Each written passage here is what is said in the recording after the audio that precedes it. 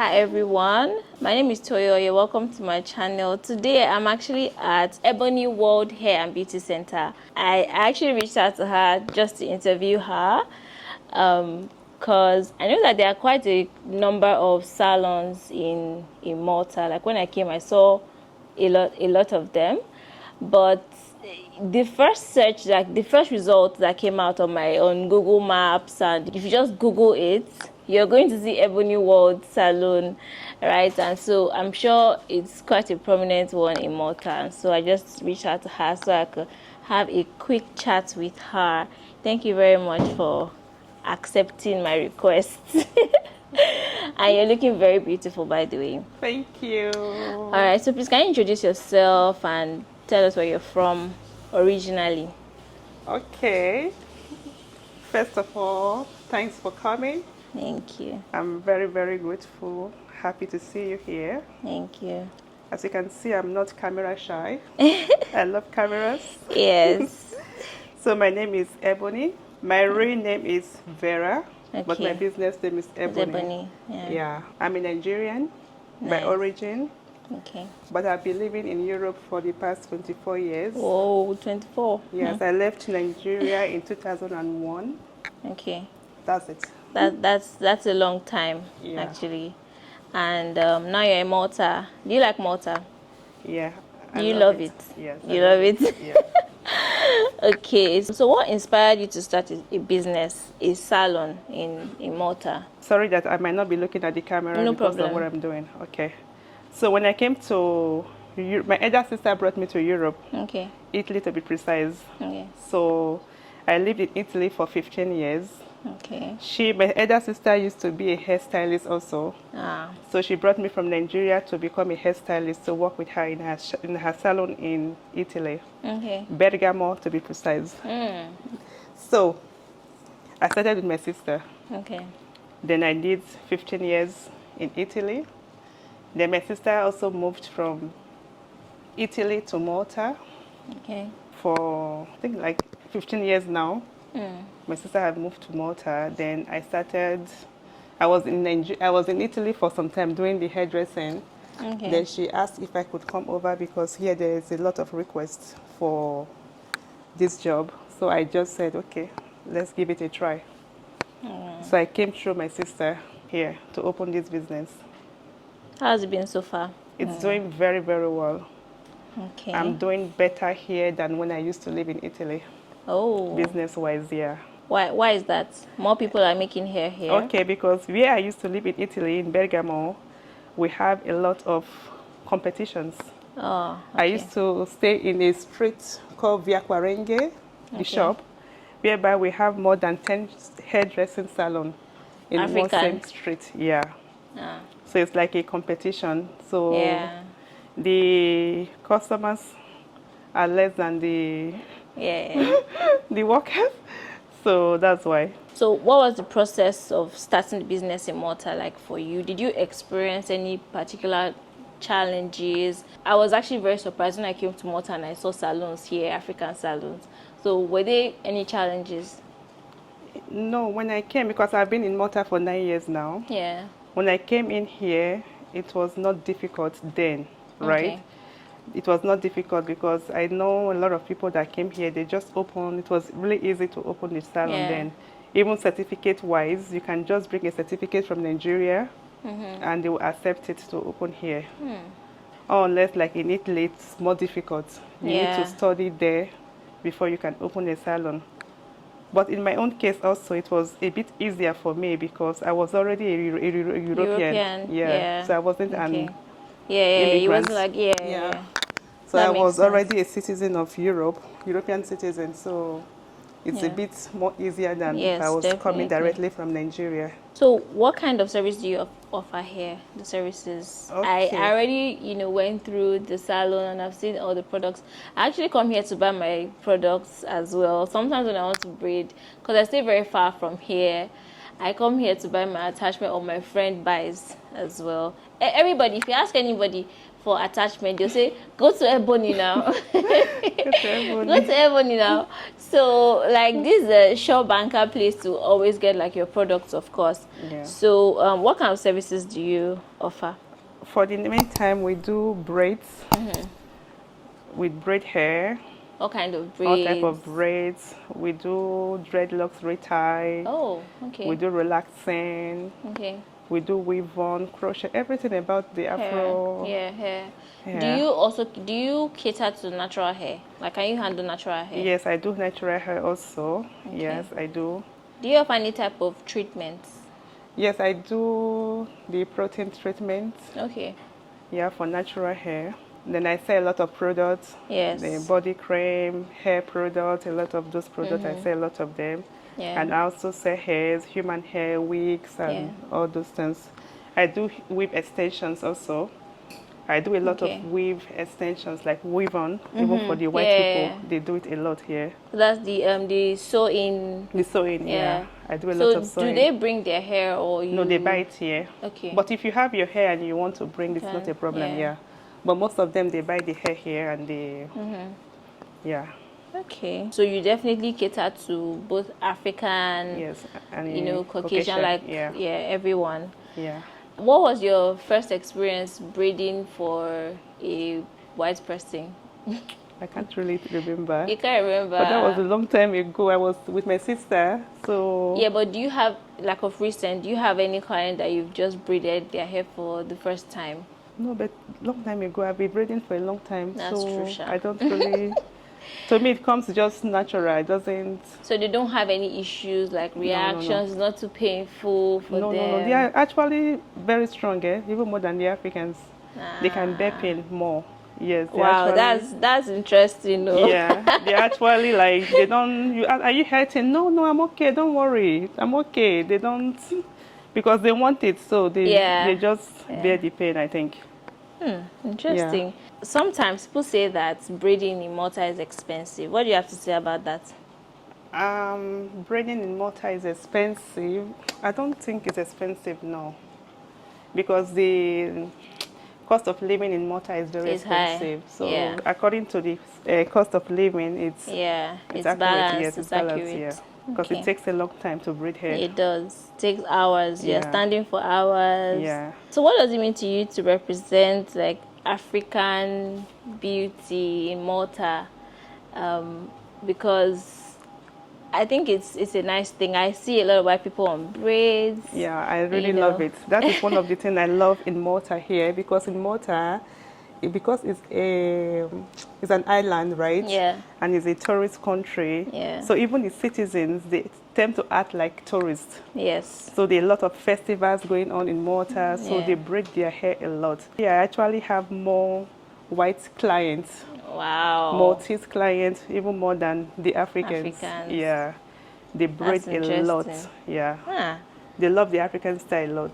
How do you balance running a business and your personal life? Because I know that I saw your son just now, so you have a family and like you have to work.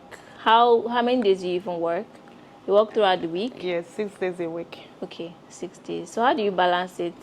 Do you take breaks? Yes, I try to balance it, because I take my sons to school in the morning, So when it's time to pick him from school, I go pick him from school, give him food to eat. Yeah. If he has homework, then he do his homework, and sometimes he comes with me to the shop. Yeah. There are some days he has football, I take him to football. And there are some days that he has after lesson, I take him to after lessons, then I come back to the shop and continue.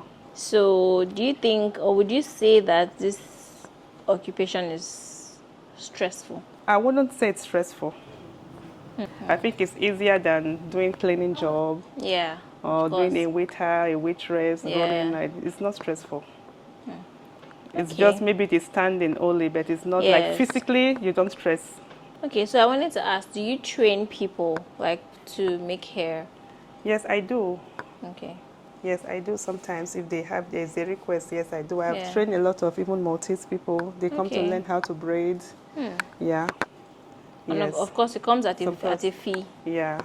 Is there any particular challenge that you have had in your 9 years, let's say, of making hair In Malta. In Malta, any particular challenge that you went through, or it has just been smooth? I'm very happy for Yeah. you.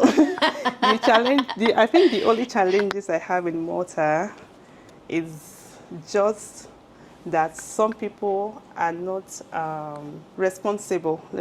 Some people don't have integrity. Some people are not responsible. They book an appointment and they don't show up. Or they come late, right? Yeah. Initially, I was having that challenges. So Okay. that's why I brought out a rule, like if you want to book an appointment with me, you have to drop 50% deposit. Deposit. Okay. So in my rule now, if you want to make your hair in my shop, you need to drop 50% deposit. And that has helped That has helped it very well. a lot. So that was the only challenges I was having then, that maybe I book an appointment. You know, this work we're doing, it takes a lot of time. Yeah. It might take me 4 or 5 hours to braid one hair. Imagine booking you for 5 hours and you don't show up. Yeah. Some might just wake up and tell you, I'm sick. I had an accident. My boss called me to start work. So because of that, I just tell them, if you want an appointment. Initially, it was difficult. They tell me, how will I be booking an appointment for hair? Yeah. Am I seeing a doctor? But I stick to it, and it's working very well for me. Yeah. Yeah. But even to even cut hair in some places, Yeah. you have to book an appointment. Yeah. You know. No, they And- book, but sometimes they don't show up. They just call and tell, some will call you and tell you, I'm sorry, I have an emergency. Why some wouldn't even call and even show up? Putting money down actually gives them the commitment. Yeah, you they know, show so up. They try their best to show up, yes. Because they lose their money. I tell them, if you Yes. don't show up, you will lose your Money money. is gone. So most people don't want to lose their money like that. Imagine paying 50%. Yes, exactly. So Yeah. the products that you have here, Yeah. as well, speaking of challenges, Yeah. is it difficult to get them into Malta? Do you Yes, have it's any? very, very difficult. For that aspect, it's really, really difficult. That's why most people here, when they come to buy, they complain that it's too The price. expensive compared to other European countries. The reason is that here in Malta, we don't have distributors. We don't have Yeah. like distributors that wholesalers. We don't have them here. So we have to always buy from abroad. And buying from abroad, we pay VAT abroad. We also Yes. come and pay VAT here. Malta, We wow. pay custom duty to bring them in, and we pay for shipment also. So that's why that is a bit challenging. Challenging. Yeah. I actually thought that with the way there are lots of Africans and people are using these products more, Yeah. it will get easier to bring the products in. Yeah, but it's not that it's difficult, but you just have to spend more money. Yeah. Yeah. It's not difficult, but you have to spend more money. What advice would you give someone who wants to open a salon in a new country or in Malta even? The advice I would give anyone that wants to open a salon, from my own personal experience, the number one thing I would tell them that is you have to put in your all. You have to love the job. If you are doing it for the money, it will be very difficult for you to succeed. You have to do it with passion, like it's something that you really love doing. Yeah. Yeah, if you don't like doing hair, I don't think you will succeed, because the money is not like Yeah. too much, because you have to work like to earn the A lot, money. yeah. And initially, you might not have you might not have a lot of clients, Yeah. so you might be even be running at loss. But you have to be consistent, Yeah. put in the job, and also you have to be very genuine. You have to be someone that is genuine, trustworthy, somebody that is, when you say yes, it has to be yes. If don't deceive people. Maybe like when they tell you this is what I want, if you cannot do, I can't do this, or Yeah. I haven't done it before, I want to try. You know, just be sincere to people. That's very true. Yeah, and be punctual also.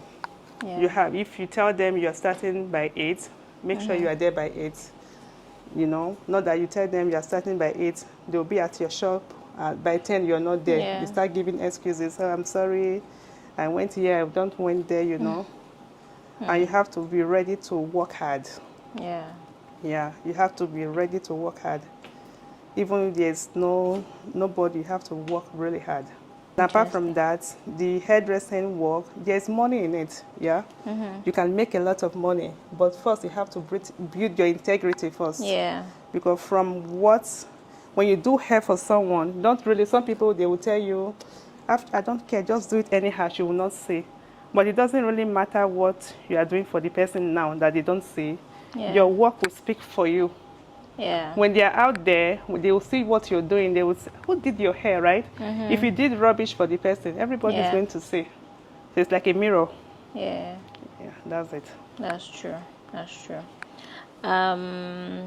So do you have any plans of opening another salon somewhere else? For now, no. I don't have any plan of opening another salon because I believe that this our type of job mostly is very difficult to get someone that is ready to, because this is it's an act, right? It's something that is not like selling grocery or something. If you don't have someone that is really passionate about it, ready to build the business, it becomes a big problem. Yeah, that's true. Do you do home service? No. At the moment, no, I don't do home service, no. Okay. I don't do home service, but never say never. If I have someone that is ready, imagine for example, I make 500 euros a day, and someone is ready to pay me maybe 1,000 to come to her house, I will go. Right? I will write, please. I will book it down. I'll tell them I'm on holiday. I'm traveling on holiday. So in case you are out there, you want to make your hair and you are rich, I'm ready to come. That's so true. Of course, I'm going to put all your information in the description. Okay, my information. Okay, the same name. You can follow me on all my platform, TikTok. TikTok, okay. It's Ebony Word.